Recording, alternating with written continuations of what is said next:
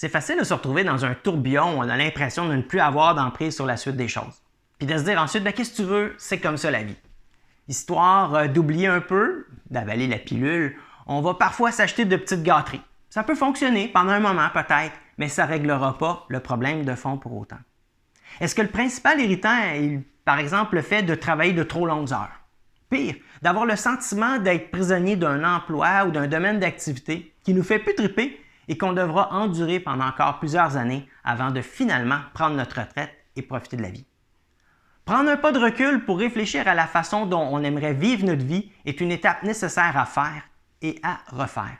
Parce que oui, on change et ce qui était convenable pour nous avant ne l'est peut-être plus maintenant.